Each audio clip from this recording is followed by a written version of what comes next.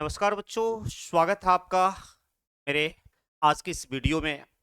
चलिए, मैंने पिछले वीडियो में क्वेश्चन नंबर 40 तक सॉल्व किया था और बच्चों क्वेश्चन नंबर 41 पर आने के बाद ठीक है कुछ टेक्निकल इशू आ गया था, जिस वजह से वो क्वेश्चन कंप्लीट नहीं हो पाया और उससे आगे भी हम नहीं करा सके थे। इस वीडियो के माध्यम से क्वेश्चन नंबर 41 और उससे आगे हम सॉल्व करेंगे। आओ सॉल्यूशन की सिलसिला हम स्टार्ट करते हैं बेटा। ठीक है, क्वेश्चन नंबर 41 ये रहा आपका। तो अब इसके बीच की दूरी आधी कर दी जाए। तो अब इसके बीच की दूरी क्या कर दी जाए बेटा? आधी। अगर बीच की दूरी r है तो आधी दूरी क्या होगा? r/2।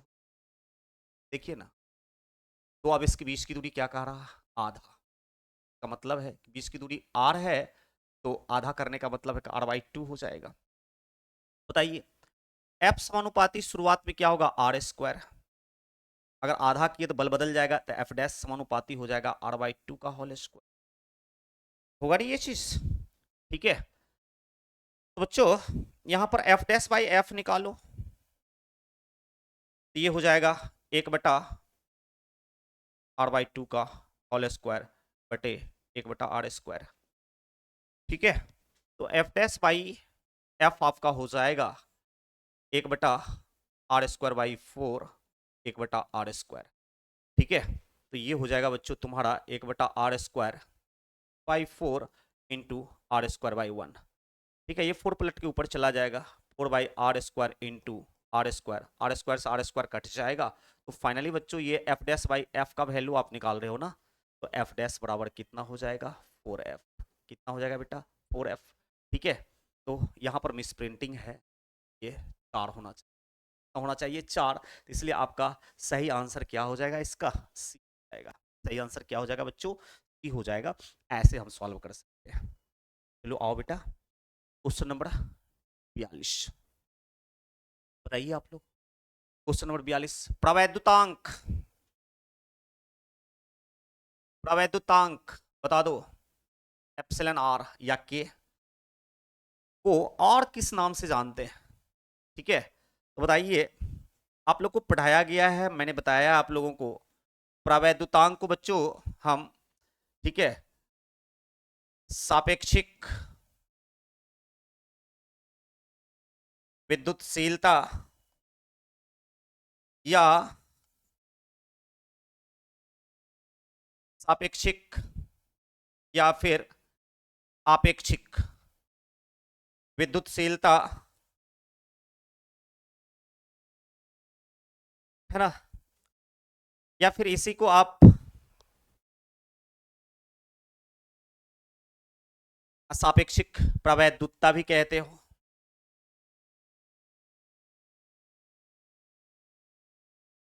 या फिर बच्चों इसी को आप, ठीक है,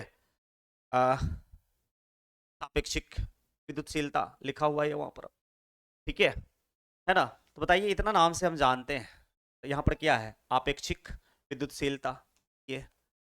ठीक है, प्रावैद्युतांक को बच्चों आपेक्षिक विद्युतशीलता के भी नाम से हम जानते हैं। ठीक है, ये सब आसान क्वेश्चन है, सिंपल क्वेश्चन है बेटा। क्वेश्चन नंबर 43 आओ देखो। क्वेश्चन नंबर 43, दो बिंदु आवेशों के बीच की दूरी आधा करने पर बल बदल कर कितना हो जाएगा?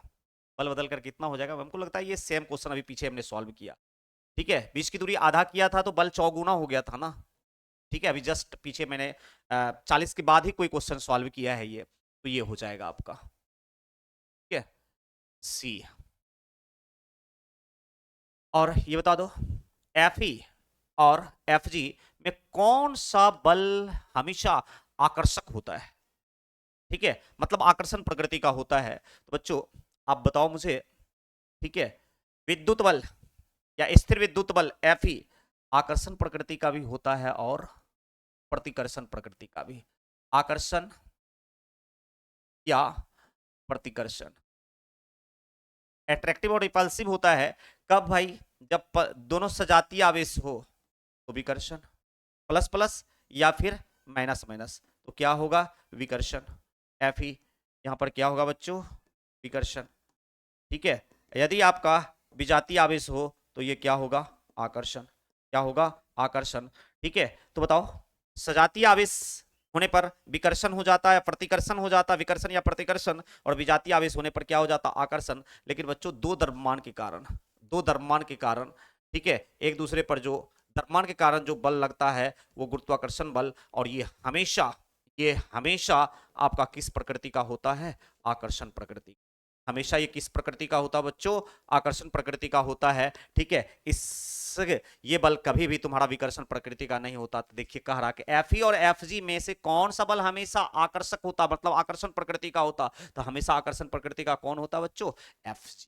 हमेशा आकर्षण प्रकृति का कौन होता बेटा, Fg होता है। ठीक है, तो 44 का ये आंसर हो गया। आइए 45 नंबर पर, किसी वस्तु पर एक कूलम आवेश, किसी वस्तु पर बच्चों कितना, एक कूलम आवेश लाने के लिए ये हमने पीछे 2-3 दफा सॉल्व किया है कि कितना इलेक्ट्रॉन खोएगा वो, 6.25 इंटू 10⁻18 इलेक्ट्रॉन। ठीक है, ये आंसर सही हो जाएगा, खोएगा प्लस एक कूलम। अगर यहीं पर रहता माइनस एक कूलम तो बच्चों प्राप्त करेगा, इतना इलेक्ट्रॉन क्या करेगा, प्राप्त। तो देख लो अगर आपका ये प्लस ना होकर के माइनस एक कूलम होता, क्या होता बच्चों, माइनस एक कूलम, तब इतना इलेक्ट्रॉन ये प्राप्त करेगा।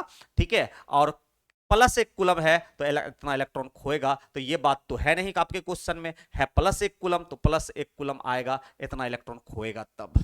ठीक है ना, तो ये चीजें। अब 46 नंबर क्वेश्चन आओ, कूलम का नियम न्यूटन के किस नियम के समान होता है। ठीक है, तो बताओ मैंने आपको समानता और असमानता बताया था। ठीक है, Fe और Fg की समानता बताया था और असमानता, Fe एंड Fg मतलब विद्युत बल और न्यूटन के गुरुत्वाकर्षण बल। कूलम के नियम से विद्युत बल और न्यूटन के गुरुत्वाकर्षण नियम से गुरुत्वाकर्षण बल Fg में, दोनों में क्या होती है, कुछ समानताएं भी होती है, कुछ समानताएं भी होती है, और बच्चों और कुछ असमानताएं भी होती है। ठीक है, असमानताएं भी होती। ठीक है, तो यहां पर कह रहा है कि कूलम का नियम न्यूटन के किस नियम के समान होता है। ठीक है, किस नियम के समान होता है, तो समानताएं शब्द से, ठीक है, समान की बातें होगी। तो बताओ आप हमें, ठीक है, गति का प्रथम नियम, गति का दूसरा नियम, गुरुत्वाकर्षण का सार्वत्रिक नियम और सयांता नियम। ठीक है, तो बच्चों यहां पर अगर न्यूटन का तृतीय गति नियम रहता तब हम वो ऑप्शन चुनते। ठीक है, लेकिन ऑप्शन में तो न्यूटन का तृतीय गति नियम दिया ही नहीं है, तो उसके अलावा सोचो।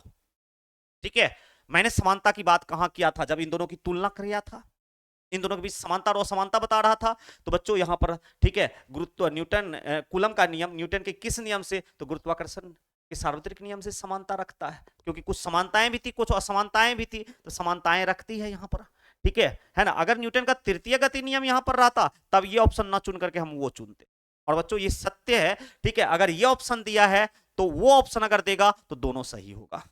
ठीक है, दोनों सही होगा, लेकिन वो दिया ही नहीं न्यूटन का तृतीय गति नियम यहां पर। ठीक है, क्योंकि कूलम का नियम न्यूटन के तृतीय गति नियम के जैसा होता है, क्योंकि एक आवेश के द्वारा दूसरे आवेश पर जितना बल आरोपित होता है वो दूसरा आवेश भी पहला आवेश पर उतना ही बल लगाता है विपरीत दिशा में। मतलब यहां पर क्रिया और प्रतिक्रिया क्या है, एक दूसरे के बराबर होता है और विपरीत दिशा में होता है। तो इसी को हम क्या कहते हैं, न्यूटन का तृतीय गति नियम, और कूलम का नियम में ऐसी बातें होती है, इसलिए बच्चों हम कहेंगे, ठीक है, कि कूलम का नियम न्यूटन के तृतीय गति नियम के जैसा होता है, लेकिन वो ऑप्शन दिया ही नहीं है। पहला और दूसरा दिया है, तीसरा दिया ही नहीं है, इसलिए बच्चों हम इसको चुनेंगे, क्योंकि इसके दोनों के बीच भी हम समानताएं की बात किए थे, इसलिए ये। अगर वो भी रहता आपका तो ये भी और वो भी दोनों सही होता। ठीक है,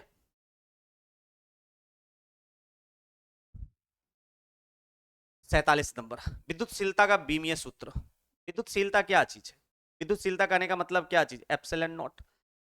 ठीक है, या एप्सिलॉन। तो बताओ इसका विद्युत सूत्र, बीमीय सूत्र यही होता ना, अभी जस्ट पीछे निकाला है मैंने, है ना। तो ये हो जाएगा 48 नंबर, ये देखो, दो समान आवेश Q के बीच की दूरी R है।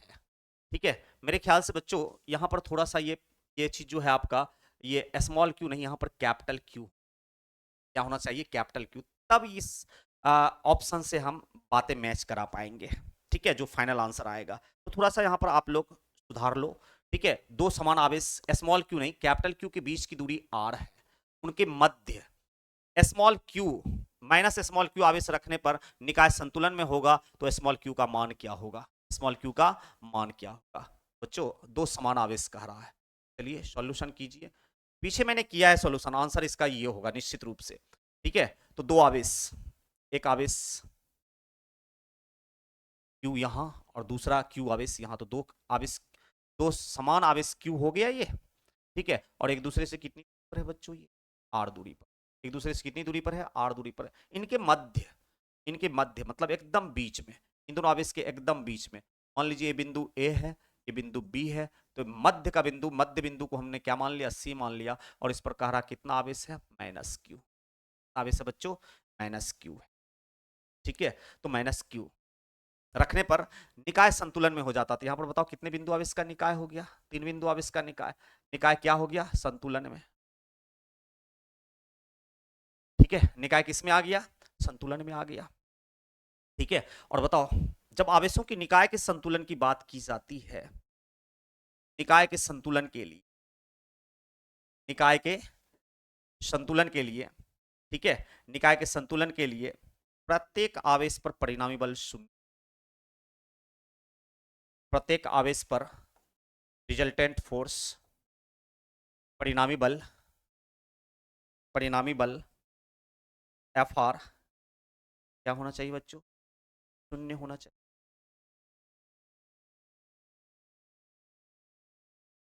अर्थात एफ आर बराबर जीरो के लिए, अर्थात एफ आर बराबर जीरो होना चाहिए। ठीक है, और ये तब होता है जीरो जब आपका विपरीत दिशा वाला बल क्या हो, बराबर हो। विपरीत दिशा में बल क्या होनी चाहिए, बराबर होनी चाहिए। विपरीत दिशा में बल क्या होनी चाहिए बच्चों, बराबर होनी चाहिए। विपरीत दिशा में बल क्या होनी चाहिए, बराबर होनी चाहिए। ठीक है, निकाय के संतुलन के लिए प्रत्येक आवेश पर परिणामी बल शून्य होना चाहिए। ठीक है, बहुत बढ़िया, एफ आर जीरो होना चाहिए। तो बताओ बी पर, ठीक है, तो प्रत्येक आवेश, तो उसमें से एक आवेश हमने ले लिया बी पर का आवेश, बताइए बी पर के आवेश के द्वारा, इसके बी पर जो आवेश है इसके द्वारा भी इस पर बल लगेगा, और बी पर जो आवेश है इसके द्वारा भी इस पर बल लगेगा। ठीक है, तो आप मुझे यहां पे बता दो बच्चों, इसके द्वारा जो इस पर बल लगेगा ये आकर्षण बल होगा। कैसा बल होगा, आकर्षण बल। ठीक है, बी पर लग रहा है ये बल, सी पर स्थित आवेश के कारण वेक्टर एफ बी सी लिखे। चलो, इसके कारण इस पर लगने वाला बल निकाल लिया। अब बताओ इस पर इसके द्वारा भी बल लगेगा ना, ये भी प्लस ये भी प्लस, इसके द्वारा इस पर लगने वाले बल विकर्षण बल होंगे।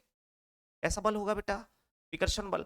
बताओ इस बल को हम किससे सूचित करेंगे, बी पर लग रहा, बिंदु बी पर ही लग रहा था, वेक्टर एफ बी, इसके कारण ए पर स्थित आवेश के कारण एफ बी, एफ बी ए। ठीक है ना। परिणामी बल शून्य होने के लिए विपरीत दिशा में बल बराबर होनी चाहिए। तो बताओ इस पर परिणामी बल शून्य होने के लिए विपरीत दिशा में लगने वाला बल क्या होना चाहिए, बराबर होना चाहिए। विपरीत दिशा में लगने वाला बल क्या होना चाहिए बच्चों, बराबर होना चाहिए। तो संतुलन के लिए,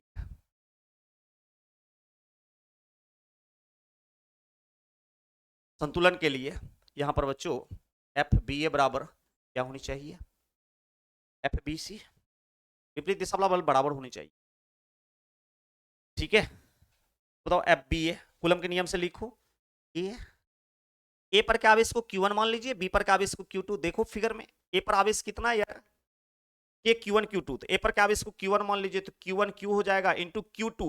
तो बी पर के आवेश को, बी पर के आवेश को Q2 मान लीजिए, तो के Q1 Q2 दोनों Q Q, Q1 भी Q Q2 भी Q, बटे कितना आर स्क्वायर। ठीक है, बराबर हो जाएगा ये F B C, F B C. तो बच्चों बताओ ये मध्य बिंदु है, तो ए से सी की दूरी पूरी दूरी का आधा, और सी से भी बी की दूरी मध्य बिंदु है तो पूरे दूरी का आधा, r/2, और दोनों को जोड़ोगे r के बराबर हो जाएगा। ठीक है, तो एफ बी सी। बताओ सी पर के आवेश को Q1 मान लीजिए और बी पर के आवेश को Q, इस बल के लिए हो जाएगा के Q1 Q1 Q1, तो सी पर का आवेश कितना माइनस Q, और बी पर का आवेश प्लस Q, बटे इन दोनों आवेश के बीच की दूरी r/2, r/2 का होल स्क्वायर। ठीक है, r/2 का होल स्क्वायर, है ना। और बच्चों आपको पता है कि यहाँ पर, ठीक है, बल आपने परिमाण के रूप में लिखा तो इसलिए मॉड लेना पड़ेगा। क्या लेना होगा? मॉड। तो ये के क्यू स्क्वायर का मॉड बटे कितना? R square. और ये हो जाएगा बच्चों के mod of minus small q capital Q, गुना करोगे तो बटे कितना? R square by 4। R square by 4, 4 पलट के ऊपर चला जाएगा। बताओ, ये प्लस का मॉड प्लस ही हो जाएगा, K Q square by R square बराबर ये 4 के बटा आर स्क्वायर, और ये माइनस का मॉड क्या हो जाएगा? प्लस हो जाएगा। ठीक है, तो के बटा आर स्क्वायर, के बटा R square cancel out, Q से ये स्क्वायर कैंसिल आउट। ठीक है, तो बच्चों ये क्यू बराबर हो जाएगा 4 इंटू स्मॉल क्यू, तो स्मॉल क्यू बराबर क्या हो जाएगा? Q by 4 into small Q. तो बता दो, तो देयरफॉर स्मॉल क्यू बराबर कितना? Q by 4। स्मॉल क्यू बराबर कितना बच्चों? Q by 4। तो बताओ स्मॉल क्यू का मान होगा तो कितना होगा? Q by 4। देख लीजिए, बी ऑप्शन आपका सही हो जाएगा। कौन सा ऑप्शन सही हो जाएगा? बी। ठीक है, यहाँ पर बच्चों हमने एफ बी और एफ बी सी का मान किसके नियम से निकाल लिया? कूलम के नियम से। कूलम का नियम इतना बार हम यूज कर चुके हैं बच्चों, ठीक है, कि आपको ये चीज अब दिक्कत नहीं होना चाहिए। ठीक है, 49 नंबर क्वेश्चन, आइए 49 पर। ठीक है, हवा में रखे दो आवेशों के बीच बल कितना लग रहा है? 100 न्यूटन। ठीक है, हवा में,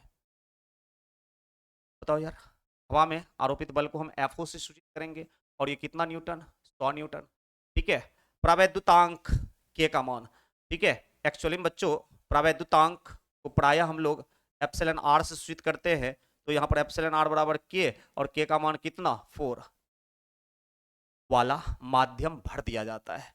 ठीक है, तो माध्यम भर दिया जाता है तो नया बल, तो माध्यम में जो बल होगा उसको हम लोग किससे सूचित करेंगे? एफएम से। ठीक है, तो आपसे पूछ रहा है कि एफएम बराबर क्या हो? एफएम बराबर क्या होगा? एफएम बराबर बच्चों क्या होगा? तो बताओ, माध्यम में लगने वाला बल एफएम हवा में लगने वाले बल का 1/एप्सिलॉन आर गुना होता है। ठीक है ना?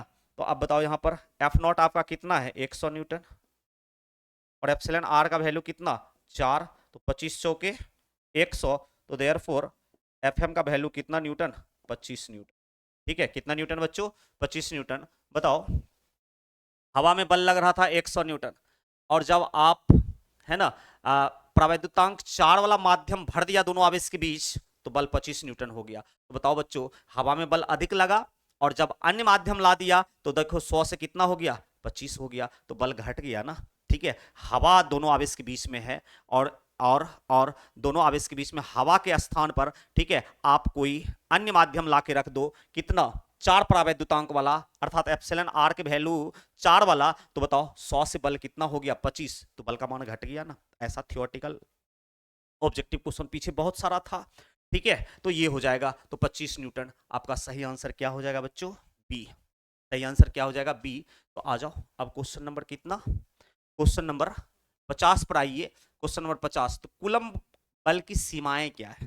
ठीक है, तो कूलम बल की सीमाएं क्या है? तो बच्चों 10 पर पावर 15 मीटर से कम पर लागू नहीं होता। ठीक है, इसका मतलब है कि 10 पर पावर -15 मीटर से कम पर, तो मतलब 10 के पावर -15 मीटर तक लागू होता है कूलम का नियम। ठीक है, किसके नियम की बात कर रहा हूं बच्चों? यहाँ पे कूलम के नियम का। इसका भाई मैं बात कर रहा हूं कूलम के नियम का। कूलम का नियम 10 पे पावर -15 मीटर से कम पर लागू, क्रॉस का मतलब लागू नहीं होता। इसका मतलब है कि 10 पे पावर -15 मीटर तक लागू होता है। और कहां तक बच्चों? कहां तक? बहुत अधिक दूरी तक। कहां तक? बहुत अधिक दूरी तक। कम से कम आवेशों के बीच की दूरी 10 पे पावर -15 मीटर होनी चाहिए। ठीक है, और अधिक से अधिक, अधिक से अधिक दूरी जो होगी, ठीक है, वो बहुत बड़ी दूरी।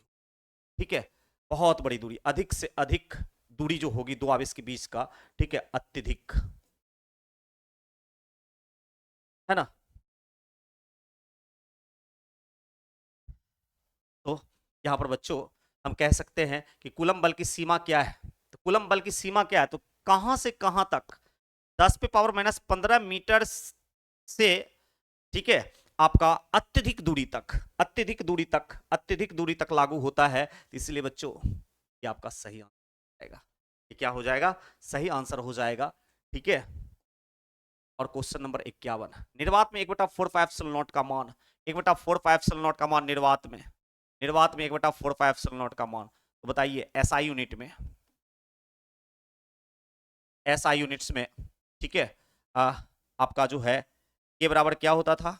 1/4 ठीक है। और ये मान कितना? 9 × 10⁻9 न्यूटन मीटर स्क्वायर प्रति कूलम स्क्वायर। ठीक है ना? ये आपका जो होता था एसआई यूनिट में, ये मान निर्वात या हवा के लिए, निर्वात या हवा या मुक्त आकाश के लिए ये होता था। बताइए ना, 1/4 का मान कितना? 9 × 10⁻9 न्यूटन मीटर स्क्वायर प्रति कूलम स्क्वायर। तो है क्या ये ऑप्शन? यस, ये ऑप्शन आपका सही हो। ठीक है, ये ऑप्शन आपका क्या हो जाएगा बच्चों? सही हो जाएगा। ठीक है। अब आओ क्वेश्चन नंबर 52, क्वेश्चन नंबर 52 पर। ठीक है, क्वेश्चन नंबर 52 क्या है? आवेश की एसआई इकाई, इकाई का मतलब यहाँ पर इकाई का मतलब बच्चों मात्रक, यहाँ पर इकाई का मतलब क्या चीज? मात्रक। तो आवेश की एसआई मात्रक कूलम किसके बराबर होता है? ठीक है, किसके बराबर होता है? तो बच्चों आप बताओ मुझे, 10th क्लास में आपने पढ़ा था कि विद्युत धारा आई बराबर क्या होता है? Q/T। तो आवेश Q बराबर क्या हो जाएगा इस फॉर्मूला से? आई टी कोना कोनी गुना करोगे तो। ठीक है, तो Q क्या है बच्चों तेरा? आवेश। I क्या है? विद्युत धारा। और T क्या है आपका? समय। बताइए, विद्युत धारा और समय मूल राशि है। ठीक है, समय का एसआई मात्रक सेकेंड, समय का एसआई मात्रक क्या चीज बच्चों? सेकेंड। ठीक है, और सेकेंड का संकेत एस, और विद्युत धारा का एसआई मात्रक एम्पियर, एम्पियर, एम्पियर का संकेत ए। ठीक है, तो बताओ आप आवेश का, ठीक है, एसआई मात्रक बराबर क्या हो जाएगा? विद्युत धारा का एम्पियर, टी का सेकेंड, एम्पियर सेकेंड। ठीक है, और एम्पियर सेकेंड को ही बच्चों क्या कहा गया? कूलम। देयरफॉर एक कूलम बराबर क्या चीज? Ampere second. ठीक है, एम्पियर सेकेंड। और इसको ऐसे भी लिख सकते हैं AMPERE, एम्पियर, इनटू क्या चीज? एस को फुल फॉर्म में लिख सकते हैं ऐसे, सेकेंड। तो बच्चों आपका जो है आवेश का एसआई मात्रक कूलम, आवेश का एसआई मात्रक कूलम। ठीक है, कितना के बराबर? एम्पियर सेकेंड के बराबर। एम्पियर सेकेंड आपका कौन सा ऑप्शन है? कौन सा ऑप्शन है बच्चों? बी है। ठीक है, तो सही आंसर बी हो जाएगा इसका। आइए 53 नंबर क्वेश्चन, दो आवेशों के बीच बल कार्य करता है। थोड़ा सा यहाँ पे बच्चों, ठीक है, ये थोड़ा सा मिस प्रिंटिंग हुआ है, दोनों में लंबवत नहीं होगा, उन्हें मिलाने वाली रेखा के अनुदिश देख लेना। अगर आपके टीपीपी में अनुदिश है तो रहने देना, अदरवाइज यहाँ पर लंबवत होगा तो इसको क्या कर लेना? सही कर लेना। ठीक है, तो बताओ ना आप लोग, दो आवेशों के बीच बल जो लगता है, एक आवेश Q1 और दूसरा आवेश Q2, ठीक है, इसके द्वारा जो एक दूसरे पर बल लगता है, चाहे वो आकर्षण बल हो चाहे विकर्षण बल हो, अगर ये प्लस प्लस होगा तो विकर्षण बल लगेगा। एक आवेश Q1 है, दूसरा आवेश क्या है बच्चों? Q2 है, एक प्लस हो दूसरा माइनस हो, तो बताओ इसके बीच कौन सा बल लगेगा? आकर्षण बल लगेगा। ठीक है, और बताओ ये बल जो है मिलाने वाली रेखा की दिशा में लग रही है, हमेशा किस दिशा में? दोनों आवेश को मिलाने वाली रेखा की दिशा में, मिलाने वाली रेखा के अनुदिश, उन्हें जोड़ने वाली, दो बिंदु आवेश का मतलब यहाँ पर कहा उन्हें जोड़ने वाली आवेश की रेखा के अनुदिश। ठीक है, तो आपका बी आंसर हो जाएगा, इसका आंसर क्या हो जाएगा? बी। ठीक है, और मैं उम्मीद करता हूँ बच्चों ये सब क्वेश्चन निश्चित रूप से आप बनाए होंगे। ठीक है ना? एप्सिलॉन नॉट का मात्रक फैराडे के पदों में क्या होगा? फैराडे के पद में, तो बताओ एप्सिलॉन नॉट का एसआई मात्रक मैंने एक आपको बताया है। ठीक है, कूलम स्क्वायर प्रति न्यूटन प्रति मीटर स्क्वायर, ये बताया है। ठीक है, और बच्चों एप्सिलॉन नॉट का अन्य मात्रक, अन्य मात्रक मैंने आपको बताया है। ठीक है, फराड प्रति मीटर। क्या बताया बच्चों? फराड प्रति मीटर ऐसे, और इसको हम ऐसे भी लिख सकते हैं, फराड बटा में मीटर, फराड बटा में मीटर। तो बताओ एप्सिलॉन नॉट का मात्रक फराडे के पद में, ठीक है, ये तो फराडे के पद में ये मात्रक है नहीं। ठीक है, फराडे के पद में तो आपका ये मात्रक है, तो फराडे के पद में मात्रक जो होता है फराड बटा एफ, मतलब यहां पर क्या चीज? फराड, और एम का मतलब यहां पर बच्चों मीटर। तो फराड प्रति मीटर, फराड प्रति मीटर आपका बी ऑप्शन है। फराड मीटर आपका कौन सा है? बी ऑप्शन है। ठीक है, तो आइए क्वेश्चन नंबर कितना 55। ठीक है, क्या कूलम का नियम नाभिक के अंदर प्रोटॉन प्रोटॉन के बीच प्रभावी होता है? नहीं। नाभिक के अंदर जो दूरी होती है प्रोटॉन प्रोटॉन का, नाभिक के अंदर जो प्रोटॉन प्रोटॉन की दूरी होती है बच्चों, नाभिक के अंदर जो प्रोटॉन और प्रोटॉन के बीच की दूरी होती है, ये दूरी जो होती है आर तुम्हारा लेस देन 10⁻⁻15, और यहां पर कूलम का नियम लागू नहीं होता, और यहां पर कूलम का नियम लागू आर लेस देन 50 होता है नाभिक में प्रोटॉन प्रोटॉन के बीच की दूरी, और बच्चों यहां पर कूलम का नियम लागू नहीं होता, और यहां पर कौन सा बल लागू होता है? ठीक है, यहां पर कौन सा बल लागू होता है? नाभिकीय बल। कौन सा बल? नाभिकीय बल लागू होता है। ठीक है, तो बच्चों क्या कह रहा है कि क्या कूलम के नियम नाभिक के अंदर प्रोटॉन प्रोटॉन के बीच प्रभावी होते हैं? नहीं।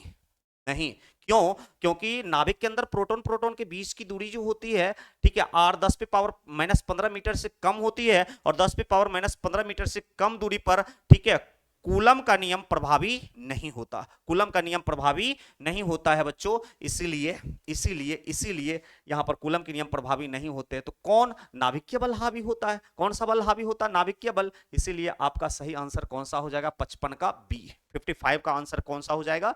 बी हो जाएगा। ठीक है ना? तो अब आगे नहीं है, यही 55 क्वेश्चन टोटल था बच्चों, जो पिछले संडे को हमने टेस्ट लिया था। ठीक है ना? तो उसका सॉल्यूशन इस प्रकार से मैंने किया।